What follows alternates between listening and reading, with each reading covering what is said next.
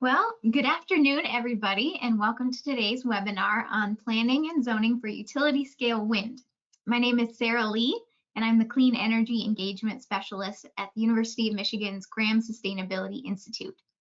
I help facilitate stakeholder engagement and organize webinars like this one in partnership with the State of Michigan Department of Environment, Great Lakes, and Energy, otherwise known as EGLE, along with Dr. Sarah Mills, the manager of this EGLE collaboration at Graham. We developed the Clean Energy and Energy Management webinar series with the objective of providing local governments across the state with practical advice for taking action related to clean energy.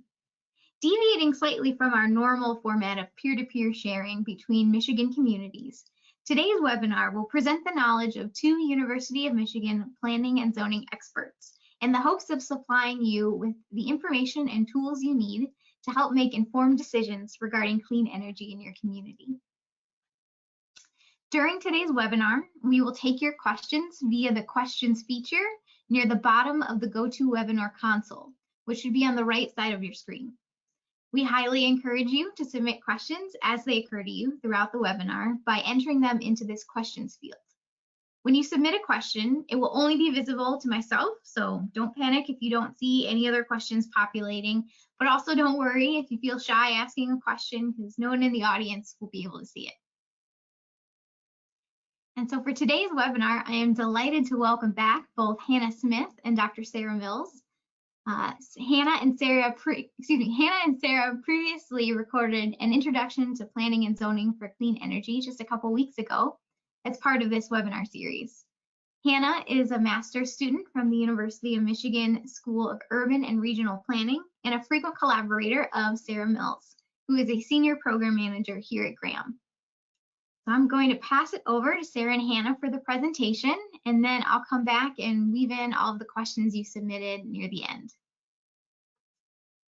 So I will take it. Oh yeah, there's Hannah, and take it away. Thanks, Sarah. So I'm Hannah. We're going to be talking about planning and zoning for utility scale wind today. I'm going to start off the presentation, and then Sarah will take over about halfway through. So our first intro webinar a few weeks ago talked a lot about why it's important to be planning for renewable energy and different community impacts and considerations. So if you haven't seen that one and you're looking for that information, we'd refer you back to the recording and slides that covered those, and those should be available on the website in the next week or so. But a lot of feedback that we got from that webinar was that people are interested in a more detailed discussion of planning and zoning. So we're going to be focusing more on that today. So just for an overview, we're going to briefly cover why it's important to be thinking about planning or replanning for wind energy, but the bulk of the time will be spent on specifics for planning and zoning for wind. So why plan or replan for renewable energy? There's been a lot of advances in wind turbine technology, most of which are related to the size of the turbines. They've gotten a lot taller over time. So the older models were about 400 feet tall. Modern turbines are more like 490 feet. And then those under construction right now tend to be over 500 feet tall. And this taller height really allows them to catch more steady winds. And this also means that more places across the state can viably produce wind power. So even if you have wind in your ordinance right now, it might be helpful to take another look. Some data that we have finds that at least 100 townships in Michigan believe that their ordinance encourages wind, but the height limit set in it is incompatible with the height of modern turbines. So that might be a reason to reconsider. So why plan now?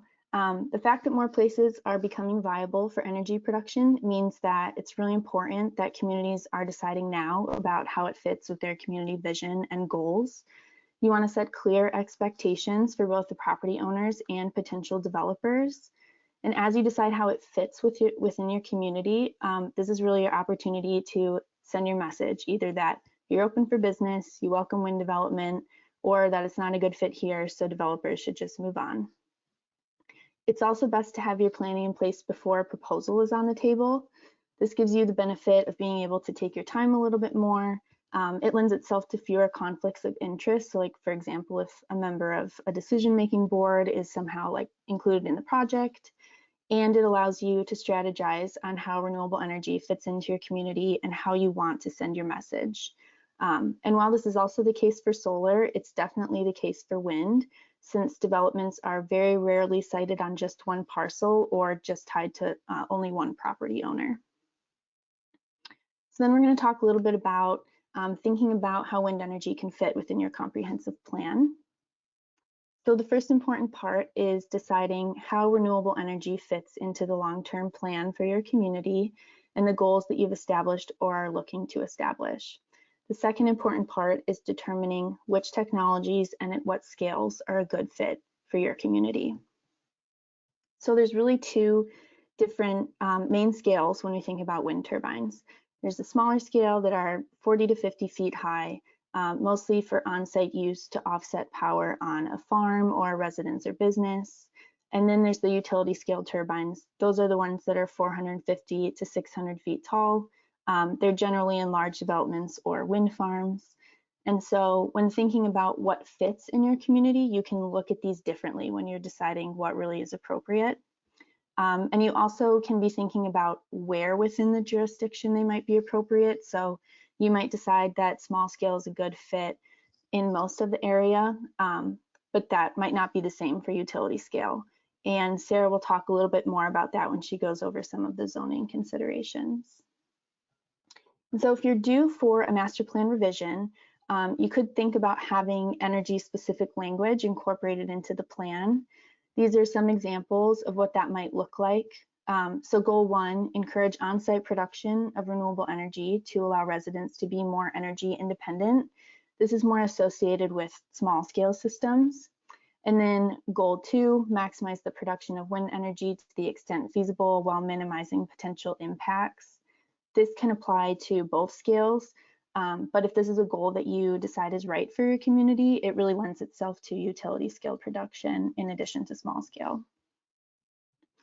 So while some communities do have energy specific language, you can also use your existing goals and objectives to figure out where wind might fit, where it might mesh or not mesh with the goals that you already have for your community.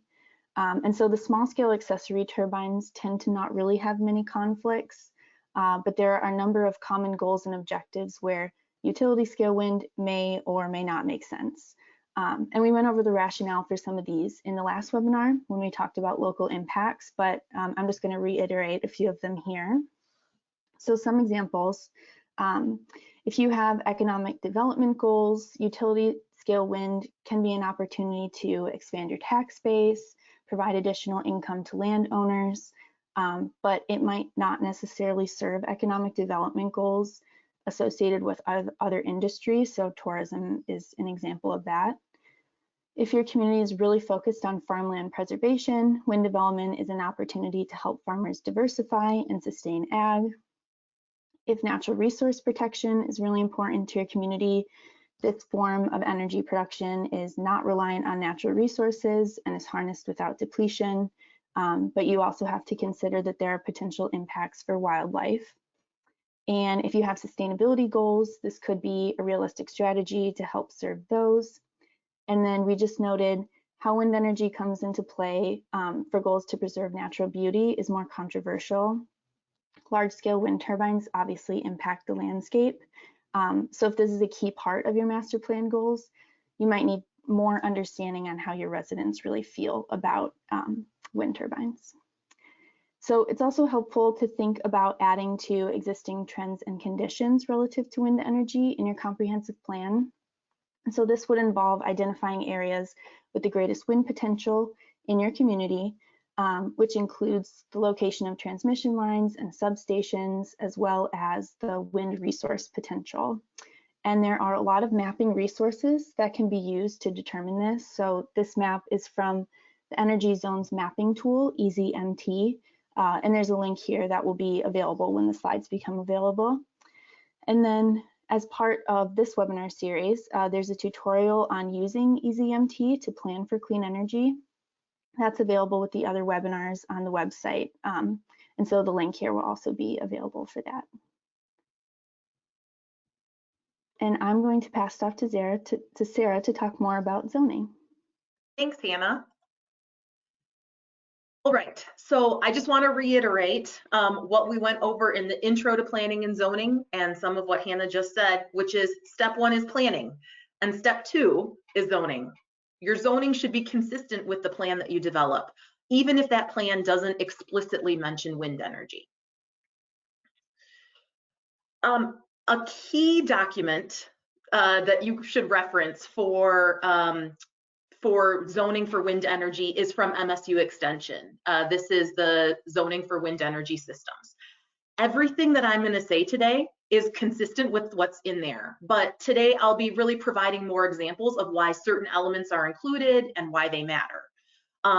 Tips on ways to know if you are sending the message that your community is, in Hannah's words, open for business, or if it sees little opportunity for wind to fit in.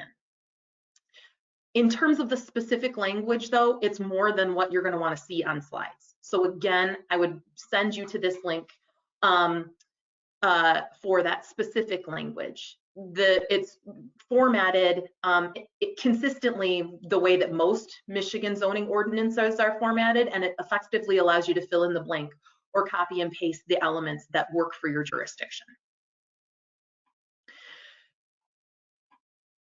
The big picture look when you're considering zoning is that there are 3 key considerations that you need to think about. I'm going to talk about the first 2 of these pretty briefly and then spend most of the next 20-25 minutes talking about the specific zoning standards. So the first thing that you need to consider is which zoning districts does wind energy at different scales fit into. The next is what ordinance structure are you going to use? Will it be a permitted use, a special use, or an overlay district? And then finally thinking through those specific zoning standards. And again, that will be where we spend much of our time because that's what a lot of people are most interested in understanding. Ooh.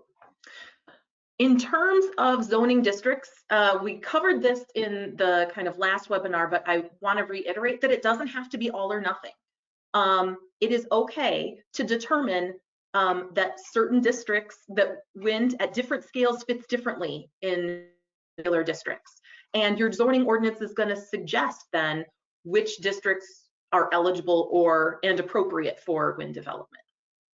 So looking across many ordinances, small scale wind tends to be compatible in most because of their height and their status as an accessory use. And so oftentimes this is something that is appropriate in residential districts as well as commercial, industrial, and agricultural districts. Utility scale wind turbines are typically appropriate in agricultural districts. They typically fit well in light or heavy industrial districts and possibly in commercial districts, but tend to be less compatible in residential districts, exclusively residential districts, or in a lot of the kind of commercial retail districts, just because of the smaller size often of those parcels. I would suggest that at AR districts, the ag residential districts, are the hardest because by its nature, it includes both ag and residential uses. Finding that balance between those who have ag lands and seek productive uses of that property, and the residential owners who might not value, the living in that district so much for the land's productivity, but more for its aesthetic properties, can be tricky. Honestly, in some ways, it's similar to conflicts that arise in these districts when farmers are changing some of their operations. It's really important, especially if you have a lot of land in your jurisdiction that's zoned AR, ag residential, to think about how to balance those interests. And I can't make that decision for you. That's something that's going to be different for each community. And so looking at what the purpose of that district is, and at the end of the day, how you're going to negotiate that balance, because wind in particular is often seen as different levels of compatibility with those 2 uses. The next consideration within zoning is whether to treat wind as a permitted use or a special use or something else entirely.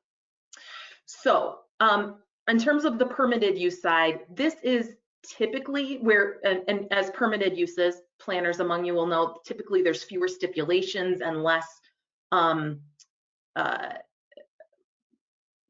process effectively associated with permitted uses. That's usually most appropriate for small scale turbines as an accessory use, and that's how many jurisdictions treat them. Most jurisdictions in Michigan treat utility scale wind as a special land use. And so the sample guide from MSU is set up that way. That sample ordinance offers a short reference to the overlay zone. And so I thought I would just want to touch on it briefly here. In case you have more questions, you can certainly use the Q&A function and we can come back to this later. But the overlay zone is just that. It goes on top of the existing, typically use-based zones. So it doesn't change the underlying zoning district. You still have to follow the rules in an ag zone. But in the area of the overlay, there are often additional restrictions. For example, this is from Michigan Association of Planning document about overlays associated with protecting natural features. But it could also, so typically in that overlay zone, there's going to be some additional regulations or things that are not allowed closest to the river. But it could also allow a particular type of development, as is the case with this map for community redevelopment, or is the way that Huron County zoning ordinance is set up, where they have a wind overlay district. Wind farms there in Huron County are only allowed on property that is zoned both as ag and is within this wind farm overlay district. The reason or where this kind of approach to zoning might be appropriate is where you have a whole bunch of land zoned as ag or ag residential, and you feel like wind turbines might be appropriate in some of that district, but not all of it. In this overlay approach, typically you would draw the overlay for where wind is permitted. Typically within this approach, wind is permitted within that overlay, and then would be subject to just the site plan review. In Huron County, wind farm applicants have to apply for rezoning to create that overlay, but you could also proactively apply the overlay as you might do for a natural features protection overlay. And again, if you have questions about overlays, you can ask them in Q&A, and I'm happy to come back to it. But now, as promised, I want to move into the specific standards that are applied often within zoning ordinances to wind energy. I'll also note that now I'm really going to exclusively focus on utility scale wind, but want to highlight again that the MSU guide example also includes an outline for small scale wind facilities as well. So the first thing that comes up or doesn't come up is height. So if the wind turbines are tall, that is one of their key features. If you are trying to be amenable to wind development, that's what your master plan is calling for, and maximize opportunities for wind, the general recommendation is not to set a max height. Hannah showed how the technology has changed over time. And so what this means is that you may have to go back and revisit your ordinance multiple times. On the other hand, if height is a concern for your jurisdiction, particularly if you have height limits for other things or language within your master plan about concerns over height, I'll be honest that including a height restriction might be a way to legitimately block wind development. A limit that's less than 490 feet, 450 feet will likely turn wind developers away, at least unless there are changes to the technology. Again, most of what's being built now is closer to the 500 or 600 foot height limit. Another common element that's included within zoning ordinances are setbacks. And oftentimes zoning associated with wind can have setbacks from a bunch of different types of features. So it could be between setbacks from property lines, sometimes differentiating between participating and non-participating property owners, effectively those who have a contractual relationship with the developer. Sometimes setbacks can be from occupied structures. There could also be setbacks from special natural features like rivers, or there could be setbacks from roads and public lands. Those are the key features that there are setbacks, but if you look over a range of zoning ordinances, there are other unique features within communities that some have chosen to have a setback from. Setbacks, though, are super tricky because this is a crucial element in determining the viability of projects, but it's also really important for safety reasons. So it's typically workable, and I would say advisable from a safety perspective to have a setback of 1 to maybe 1.5 times the height of the turbine. The benefit of including it as a multiplier, as shown here, is that it scales along with turbine height, so that effectively your zoning ordinance can keep up with changes to technology. You can apply different setback distances by districts. So you might have larger setback districts or larger setback distances in zoning districts where there's more sensitivity or concern about wind development. But setbacks are impacted by the size of parcels in your community. And that varies from community to community. So what is restrictive or what is not restrictive, effectively what may lead to a wind development and what might not, is really going to change from place to place. It's going to make a huge difference in your ability to build not just a single turbine, but to have enough areas within the township that you can viably build a wind farm. So it's really helpful to have GIS to model, that includes parcel boundaries, to model the impact that different setbacks have. In the next couple of slides, I'm going to use some not so great graphics to illustrate what I mean, and also to illustrate this principle that we talked about a little bit in the last webinar, that it's really difficult to make everyone happy.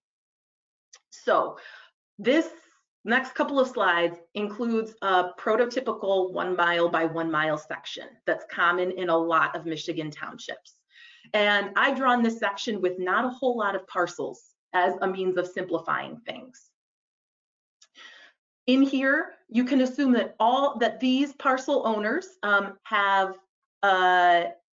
participating landowners. So they have a lease potentially with the wind developer that says that they would be amenable to wind development, but there's the corner property owner here is not a participant.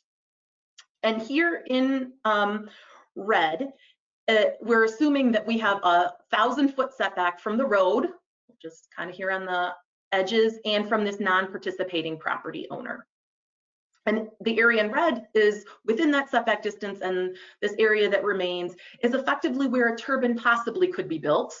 But again, the wind developer is going to take this information back and decide, where to put turbines given wind resource and other constraints that they have.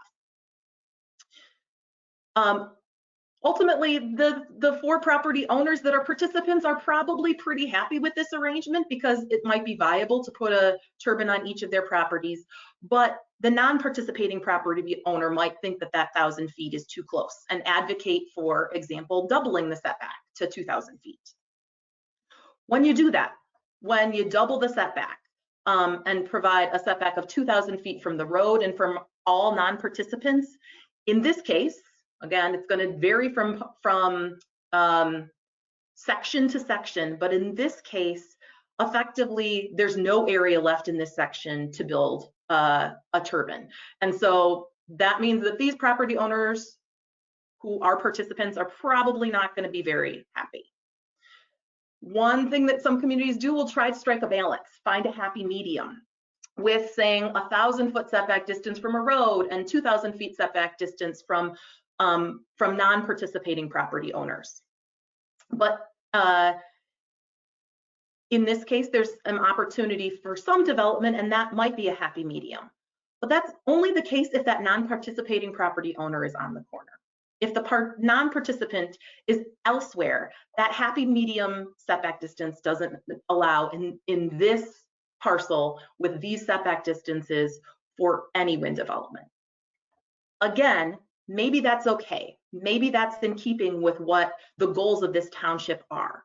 But the impact of the setback distance really is going to depend on the size, number, and distribution of the parcels. And the only way really to like test out whether you can find a happy medium is through GIS and what impacts those will have. I would suggest also that it's very tough to find a happy medium if different neighbors have differing opinions about how close is too close. Again, to kind of figure out, you know, whether this approach is right or one of the other approaches is right, you really need to go back to your master plan and determine whether wind development fits within that district. Like, what is the ultimate goal of that district? Sound limits are also really important to determine whether or not you'll viably get a project. And the measure and method of sound makes a big difference. There's an entire appendix on this in the MSU guidance, and it gets really complicated. And effectively, the bottom line is that you should probably get an acoustic engineer involved, which I'll admit that I am not. The overall guidance is that you can provide different regulations in different districts, quieter, for example, in districts with residential uses than those without. You can differentiate between kind of consistent and average sound or extreme sound events. You can differentiate between nighttime sound limits and daytime sound limits. And also to note, I think the important thing is if you want to include sound within your zoning ordinance, it's really going to be important that you require a pre and post sound study so that you know effectively what sound limits were there before development, so that you can effectively regulate and make sure that that standard is being met. On sound and on a whole bunch of other things, I am big on being consistent. So I typically suggest to communities that if you don't regulate sound for any other land use, then you might want to think about whether it's appropriate to regulate sound for wind. At the same time, if you do, then it makes sense to continue that standard for wind. And I also think it's really important for communities to know that if in reviewing your master plan, you determine that wind is not compatible in a district or in your community at all, you can use kind of the precautionary principle and guidance from the World Health Organization, that's what the WHO is, Europe, to set a sound limit. And that sound limit may have the effect of making your community not viable for wind. The specifics, again, sound regulation is tricky. The specifics measures suggested by the WHO study is in that MSU guidance that I would kind of point you to. Another common feature within zoning ordinances, or at least questions that come up from communities trying to figure out how to regulate wind, is about flicker. So flicker, shadow flicker, is the phenomenon that occurs when the wind turbine is between you and the sun. That spinning turbine makes the shadow that can be like a slow strobe light. It's not included in all ordinances, but when it is, the most common standard is that you allow no more than 30 hours of flicker per year on the same property. I would also say, though, that modern technology allows for flicker levels to be very low. And zero flicker is possible, but it's more costly because effectively it often requires the turbine operator to, turn off the turbine when it might cause flicker. But if this is something that's really important, it's possible to and common to require mitigation measures to mitigate the effect of flicker on neighboring properties. Historically, a lot of the things that have been pointed to are vegetative buffers or fences or buildings to effectively block sensitive properties from flicker.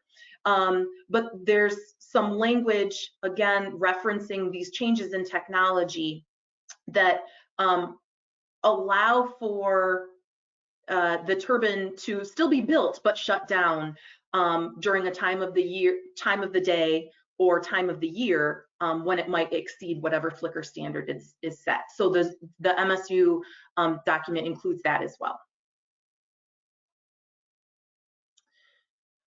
There are a range of other measures that can be included in zoning ordinances to minimize the visual impact during both the day and the night. Very common is to require that turbines be painted in non-obtrusive colors, gray or white, that they would be repainted, that they be painted with non-reflective surfaces, to prohibit advertising or signage on the turbines themselves. There's also typically ordinances that require that the turbines not be lit beyond what the FAA requires. So again, the FAA requires a blinking red light at night. One of the questions from the last webinar that I wanted to highlight here is about that requirement. So there is technology now that allows those blinking red lights to be dimmed, or also a technology that effectively shuts off the lights except when an aircraft is in the area. That's called an aircraft detection lighting system. So the lights only come on when there's an airplane around. Wind developers have to ask FAA if they're allowed to use those technologies. And so you don't necessarily want to require use of the technologies, but you can require that the wind developer ask the FAA to use ADLS, so that at least that's the default in your community.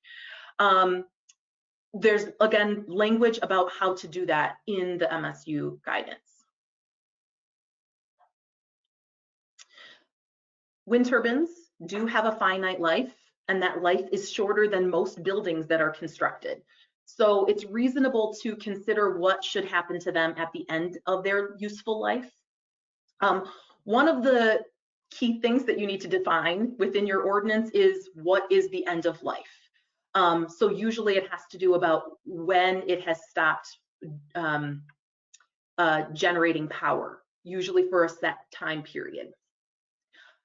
Typically, you would want that time period to be at least a year, in part because not only are there not the parts that might fail on a wind turbine are not necessarily sitting around in a warehouse very nearby, but also depending on what the repair is, the developer might need to deploy special equipment. And so it's reasonable to allow a year to get the turbines back in operation. In addition to defining what end of life is, it's also really important, it's also very common, I should say, to include a decommissioning plan along with at the time of site plan approval. So within that decommissioning plan, it's typically up to the proposer, to the wind developer, to outline kind of what's going to happen, what the costs are, what infrastructure is going to be taken out. So many times a landowner doesn't want the access road to the turbine taken out because in the future they want to use that access road to park trucks during harvest time. So, but the decommissioning plan will make clear how, which components need to be removed. And it's also very common to require some kind of financial guarantee or surety bond for decommissioning. I think it's also good practice to require a periodic review of that to make sure that the surety bond provides enough funds to cover any additional costs in decommissioning that might come up over time, or that it's not requiring too much funds decommissioning if there's a big market for the materials that are involved in a wind project. So again, periodic review is something that's common, and language to allow for that is included in kind of the sample ordinance. I also want to note that there are a bunch of other considerations that could be put into a zoning ordinance for wind, but that are not nearly as common as those ones that I've just covered. So sometimes there's information about performance securities for local roads. Usually that's covered by the county road commission though, and not always within a local ordinance. Sometimes there's provisions about ground clearance. So how close to the ground, the distance on the ground between the blade the wind turbine blade when it's spinning and the ground there is. Again, for a number of reasons, usually that's not a common concern, just because it's first of all standardized, and it's in the developer's interest also to have a sufficient ground clearance to not cause any problems. Sometimes, depending on what land is around and what your other ordinances require, there are, kind of boilerplate language on permitting from EGLE for wetlands, for example, from the FAA, from Fish and Wildlife Service, and it's really standard to include reference to construction and electrical or building codes. Typically, you might have some information on safety signage. Need to make sure that that coordinates with any ordinance language about signage more generally, and that you're not requiring more signage than what your ordinance overall, your sign ordinance overall allows for. And then some communities include a provision that applicants need to provide to submit a complaint resolution process. So what the applicant suggests is an appropriate steps to take in the case that a dispute arises with largely with project neighbors. Again, all of these things are included within the example ordinance, and rarely come up as something that is particularly contentious or have a huge impact on the viability or not of a project. Kind of related to the specific zoning ordinance requirements are what's included in a site plan. Again, assuming that within your ordinance you include this as a special land use, or even not, even if it's a permitted use, typically there is a site plan that goes along with it, and usually it's a quite lengthy site plan. What you're asking for within that site plan should be matched to the standards for approval. So noise impact analysis is really important, or sound impact analysis is really important to ask for if you have sound requirements. Visual impact analysis is really important if that's one of the standards for approval. Same with shadow flicker. These are all studies that can be done, but I would think about what studies to require that will help make the decision about whether or not this project meets kind of the standards laid out in your ordinance. Again, in the case of just being consistent, if it's not required for other developments and it's not a standard for approval, you may consider why it's appropriate for wind.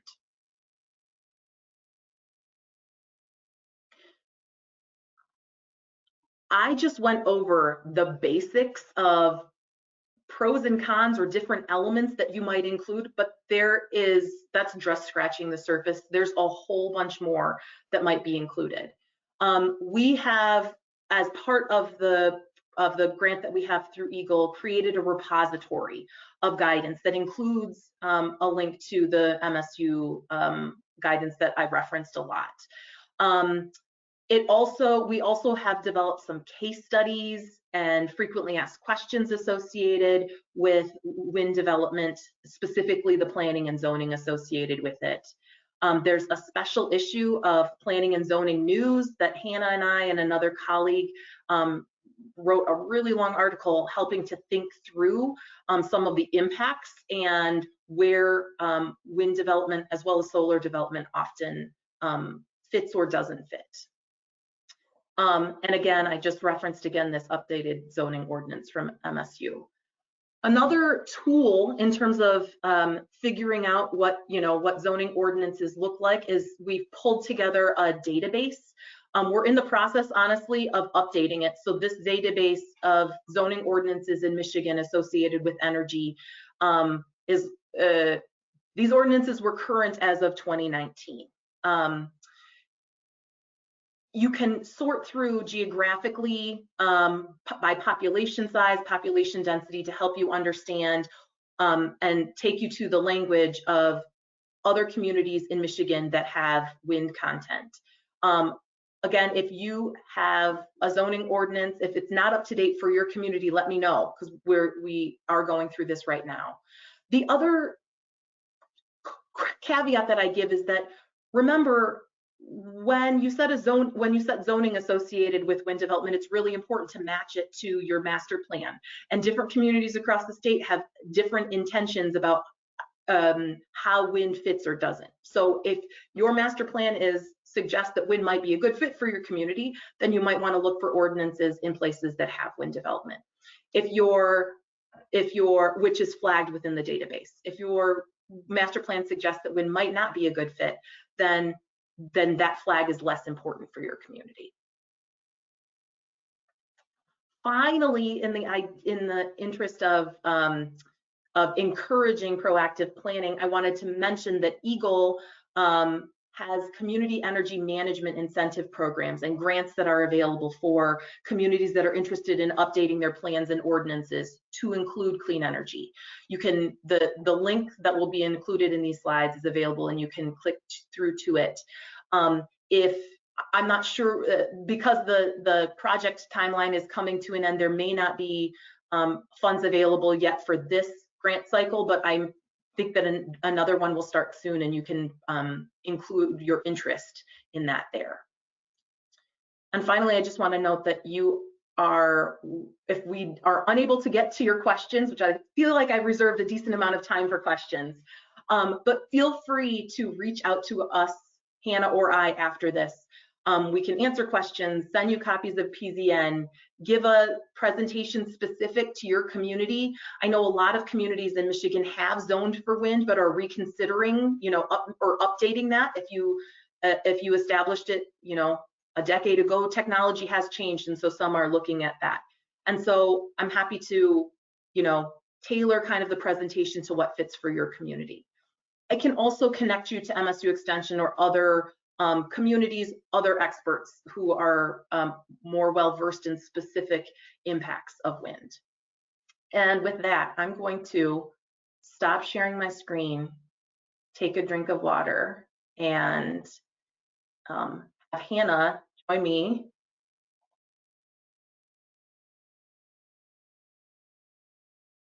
And ask Sarah if there are any other questions. Awesome. Thank you both. That was really great information. And as I mentioned at the beginning of the webinar, if anybody has questions to ask, please send those in to the questions function of the GoToWebinar console, and I can ask our panelists. So we do have a few in, which is great. And so let's see. To start out, let's talk about decommissioning some more. You mentioned bonds, but are there also, can you expand on that a little bit and talk about, are there alternatives to decommissioning when these turbines reach the end of their life? I can answer that question. So one alternative to decommissioning wind turbine system is repowering. And so that's like replacing old turbines with new and updated ones. And it can either be fully replacing turbines with completely new ones, or taking certain components off and replacing with upgraded equipment. And there's repowered projects in some other states, in Minnesota and California, but nothing has been repowered in Michigan yet. And part of that is just because the projects here aren't quite as old, so they haven't reached that point yet. But similar to how communities can be thinking about decommissioning processes at the end of life, repowering can also be another consideration. There are some planning considerations that come into play with repowering. So like, for example, if you're replacing turbines with newer technology, they might be taller. And you will likely also have to, it'll require like amendment to the permits and the plan that was approved at the time of the original project review. And I think we will have a fact sheet coming out soon with some of that information and some of those considerations that we've put together from looking at kind of how that's unfolded in other states. Awesome. thank you. Keeping to decommissioning, what happens to the decommissioning plans if a wind farm is sold to a different developer? Does it follow it, or what's the standard practice? You want me to take that, Hannah, or you? So when those are part of the site, typically part of the site plan application, and so that site plan application is for that site. It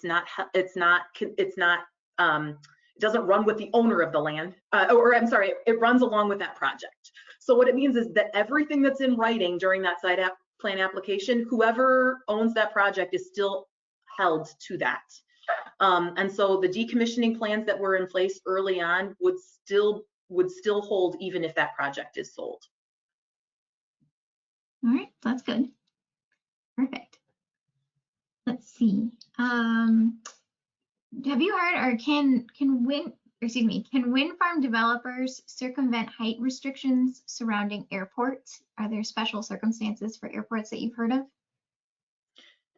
So the key consideration is that any wind turbine, anything that's over 300 feet that you have to apply to the FAA. Unless and wind developers typically are not building turbines that are shorter than that. So the FAA is going to have to weigh in on a development proposal. I have not heard about how you might circumvent that, or any examples of people circumventing that, because again, that's a federal regulation, and acknowledging that is common within the zoning ordinance, but the developer's going to have to do that. Even if you don't say you need FAA approval, the developer is going to have to do that anyway. Makes sense. I guess sticking on the aviation theme, can you talk a little bit more about the ADLS technology that you mentioned with the blinking lights? Does it work everywhere? Can you require it for existing turbines? So I don't, in terms of work, this is among the reasons why the FAA is, the FAA has to approve those plans. And I don't know the standards under which they decide. How often the lights are off is going to depend on how much air traffic there is. So if what the question means is like, does it work everywhere? It's going to, is it effective at keeping lights off at night is really going to depend on how much air traffic there is. I would imagine that that's one of the things that the FAA takes into consideration, but I'm not positive. In terms of existing projects, a lot of these things are easier to do at the front end. My understanding when I've asked around about this is that retrofitting older projects is tricky, particularly if there are older projects with different owners that are right next to each other. So how that would, thinking about how that intersects with repowering is something that I think communities are just starting to grapple with. And one of the things that when Hannah mentioned were, we have information that we're working on. Michigan, other states are ahead of Michigan, and even then a lot of planners haven't fully thought through like what to do with the changes of technology, whether it's the height of turbines or new technologies like ADLS. Okay. So I guess on the front end side of the project, we want to do everything that we can in the beginning. As communities are working through these zoning ordinances, do you have suggestions on how they can find an engineer that has the background to find or to review the plans and to make sure that they are complying with ordinances, and how to find companies that perform like the sound testing? So the place that I would start is with other townships that have wind farms. I mean, that you have the benefit of, that there are a number of wind developments in the state of Michigan. And so looking at the consultants that they hired, if people have specific questions, I can, I don't have a list of, here are consultants that have worked or not, but I can try to point you to to local governments that have wind farms to get information from them. Okay, great. And I would say, when I say that, like, I'm pointing to those local governments that have wind farms, not even if your ordinance is effectively not amenable to wind. It's just, as the, you know, different governments have different, they're going to have different standards. They're going to have a different sense of how wind fits or not. The consultants that you would hire are going to evaluate that project to the standards that are in your community. And the same is true with, you know, planners that you might hire. Planner's going to think about, like, what is the goal of your community, and, like, let's write a zoning ordinance that matches that. Perfect. Good. Let's see. So you mentioned a few times that you mentioned that there are ways to set standards that, you know, effectively prohibit utility scale wind without explicitly saying it, like with the height requirements. This person who's asking this question said that they heard that this approach is exclusionary and would likely be struck down by court. Do you know anything about that, or do you have any comments? We are not lawyers. Within actually the PZN article that we had, there's Mark Wyckoff, who has worked a lot in planning and zoning in Michigan, has gone through the case law associated with this. And some of this has been tested, right? Like, if the general gist is that if there's a viable land use, that you need to accommodate it. But at least in practice right now, it's really important for your community to think about how it fits with your community's goals and, like, being consistent associated with that. And there is some case law that ordinances that were exclusionary were not struck down. So I would say that you should 100% defer to the guidance of your attorney, of your township or your county's attorney. But it's also really important to say, if there's a legitimate case, and again, I think that you can make this case if there's consistency, if you're consistent with what your master plan is saying, if you're consistent with other land uses. I think that there are ordinances that have been upheld that do not allow, that make it very difficult to site wind turbines. I wouldn't say don't allow, because that's the key thing. Like, a complete ban is definitely not something that anybody has that is advisable at all. Mm-hmm. Sounds good. Let's see, what else do we have coming in? You talked a little bit about smaller scale windmills or turbines. In areas that are a combination, like agriculture, residential, that you mentioned, are sometimes difficult to zone, would smaller turbines, do you think, be useful in that situation? In kind of residential areas? The combination ag residential. Like, do you think small scale would work there better than large scale, or not necessarily? I think that it's very common. Yes, I think that would work better. I mean, I think that the difference often between small and large is just, is this the primary land use, or is this an accessory use? For small turbines, they tend to be an accessory use. And so people thinking of within an ag residential district, like, is it appropriate for a house to have a turbine that's offsetting its own energy use? That, at least looking across most jurisdictions, seems to be not controversial. It's more when the wind turbines, you know, are effectively sending the power directly to the grid, and that's the primary use of that turbine, where it can be trickier. And, you know, residences will say, like, that's not the kind of, like, farming. Wind farming is not the kind of farming that we expected to be living by, and that's where that conflict arises. Okay, good. Okay, so this question I'm going to read as is, because I am a novice, and hopefully you have some good comments on this. So, do you have any information on co-op programs that would allow close by but not participating landowners to benefit from the utility scale wind? Like, are there, like, I guess, community wind? Is that what that would be? It would be community wind. Okay. And it's not super common in Michigan. I mean, I can't think of examples in Michigan. It's very common in Minnesota, the kind of community wind projects.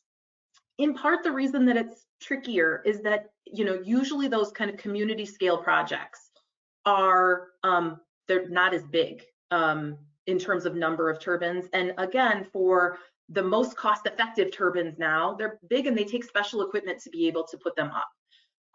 We do have examples in Michigan of 1 or 2 turbines. There's a couple of turbines just south of the Mackinac Bridge.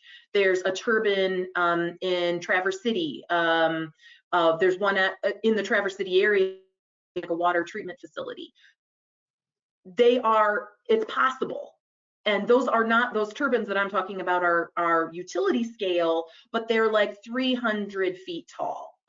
So it's possible, but the newest technology that's most cost effective, that honestly is what most developers are interested in building, usually doesn't come in 1s or 2s. It comes in 15s or 20s or 50 turbines. So the bottom line there is possible, but not super common. And so that's why writing your ordinance, you could write your ordinance and differentiate between, you know, kind of a community scale system, but and some states do that. That because it's just not very common in Michigan, we haven't historically done that. Okay, good. Maybe a future thing. Maybe. Yeah. Let's see. The language permitted use, is permitted use the same as zoning by right? Are you familiar with that? It usually is, yeah. So permitted use and by right typically mean the same thing. Different communities will have it different ways. And by right, often, and for a utility scale project, still may require some kind of site plan review. But it's not necessarily a discretionary, it's no longer discretionary. It's, you know, it will be allowed so long as you meet these criteria, it will be approved. Okay, thank you. Going back to decommissioning a little bit, if the developer, so you have this agreement, you have different options for what to do. If the developer goes bankrupt, how does decommissioning assurance fit in? Is that why you try to have a bond to take care of that, or I'll let you expand. You just answered it, Sarah. You are learning. Yes, that's exactly why that is in place. It's effectively the insurance that carries on. And so I should also say that, like, the decommissioning side, that's the local government side. There's in the lease agreements that developers have with landowners, making sure that the equipment is removed at the end of its life is often something that's included as well. So there's a couple of different ways, a couple of different backups. Again, if a project is sold, you know, the lease that developer A has with a landowner all of those terms will transfer to the next landowner. And so there's some coverage there. Like when you're buying, if a developer's buying a project, they're buying like everything that first developer signed up for effectively. Okay, good. That's great. Let's see here. Could you talk about crop dusting? The farmers that use crop dusting, is there anything that should be included in a zoning ordinance to talk about that? I can talk a little bit about it. I can start off. So we looked into this for an FAQ that we worked on. And what we found is that in terms of crop dusting, the wind turbines aren't really too different from other obstacles that crop dusting pilots would encounter. The placement can cause complications, so that's really where like proper siting practices come into play, and that can be considered when setting zoning standards. It's also an opportunity for the landowners and the developers to work out in negotiation to make sure that farming operations can continue. And one other thing is that the the MET towers, the meteorological evaluation towers, which are put up before the wind development to measure wind speeds. Those are harder to see, and they're put in place with guy wires. And so those are seen as being a little bit more of a risk than the actual turbines once they're up. And so there are recommendations from the FAA that those should be lighted and really clearly marked when those are up. So that's another consideration that could be worked into zoning, just making sure that they're in line with those FAA recommendations. I don't know if Sarah has anything to add. I would say, again, FAA has got to approve it, and includes things that include crop dusting. There is crop dusting happening in wind farm communities. It might be more expensive for for the farmer if it's more risky from the crop duster's perspective, but it's possible. What that looks like in terms of the zoning, I think, is less clear. Like I haven't seen that because it's going to like what this means for turbine placement. I'm also realizing that we're at time. I'm sure that we could go on and on, but I want to make sure that people know about kind of what's coming up. Thank you. Yep. As Hannah was talking, I'm like, oh my gosh, it's 2 o'clock already. We had some great questions and some great discussion. So thank you for everyone for participating. I just chatted out to everyone. I want to mention real quick because Hannah talked about the FAQ. So I just chatted out a link to where you can read that FAQ and get some more information. So we do have an upcoming webinar, planning and zoning for utility scale solar. So if you had any questions on solar that we weren't able to get to today, I encourage you to check out that webinar in 2 weeks. And then also, I just want to mention, if you go to the michigan.gov/energy website, go to the energy tab on the top right in communities. We have a bunch more resources. You can register for new webinars and stay up to date. And then if you have a couple of minutes, I'd really appreciate it if you could take our quick exit survey when you're leaving the webinar or when you receive a follow-up email tomorrow. And I believe that is it. So thank you so much, everyone, for participating. Thank you, Sarah and Hannah, for your wonderful responses and information. So have a great rest of your day.